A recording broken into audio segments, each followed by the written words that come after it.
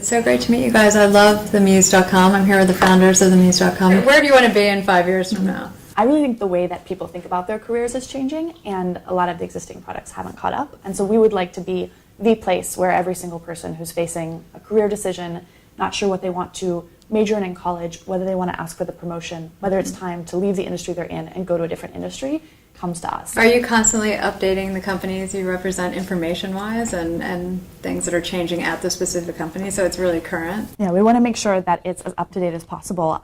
Some of the things that I think are going to be coming down the road, Alex runs product at the Muse. So we've got a lot of things that aren't built yet, but that are kind of on the in the pipeline. But making sure that every time you come to a company, you can understand as much as possible about what it's actually like to work there and exactly what's the sort of current situation, what's going on because right those are now. evolving too. Yeah, they are, and especially when we profile employees there, so you can get a sense of what it's like to be a designer at Tory Burch, versus being a designer somewhere And else. how do the companies feel about that? They love that, actually. I think they find it's a great way to showcase what makes them different, because a really great designer will look at a lot of different options, and finding the right place and the right culture is so important. But then it also gives them a chance, if they're hiring for a lot of salespeople, they'll try to highlight a salesperson. So sometimes they'll switch in different employees so that they can get a better view of the jobs that they're hiring the most for. So. And I imagine you're always focusing on other companies. Do you think about your own and the culture? We do. We think about culture a lot. We just grew our team. We're now 15 people full-time. And every time we bring people on, we've kind of developed, whether it's the training programs, kind of shadowing within the company.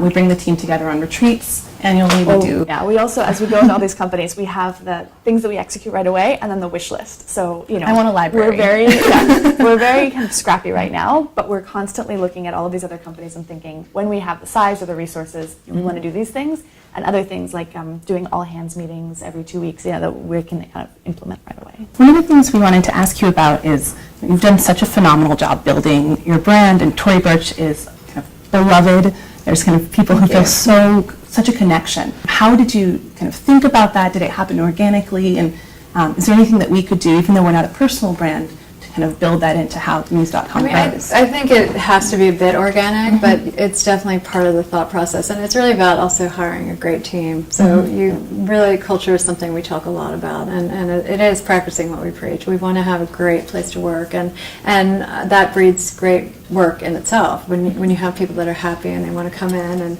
they're doing the best they can, and because they really believe in the company as it is. So we really spend a lot of time thinking about who we're hiring, if they will fit into our culture, and not everyone does. It's very entrepreneurial, it's very fast-paced, and that works for some people, it doesn't for others. But from a branding standpoint, I think a lot of it is about being authentic, and particularly with social media and the internet, the customer is incredibly savvy, and they have options. So you want to be transparent, but also not, you want to keep a little mystique as well, but you want to really be who you are. So you have 1 million new visitors every month? Okay. I didn't want to say day because that would be so you have 1 million new visitors every month. How do you scale? And what is your idea to take it where you want to go for your plan and then the next 5 years? We've been really focusing on a couple things. One is getting people to refer us to other people.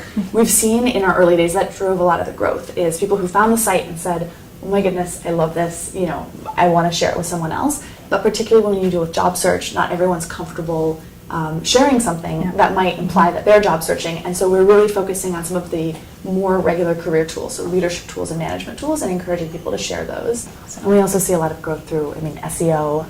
We don't do a lot of paid marketing right now because I think it's really important to figure out how you're growing organically before you then move to investing. But and people are coming to us, several 100,000 people a month through Twitter queries that we can help them solve, a lot through social media.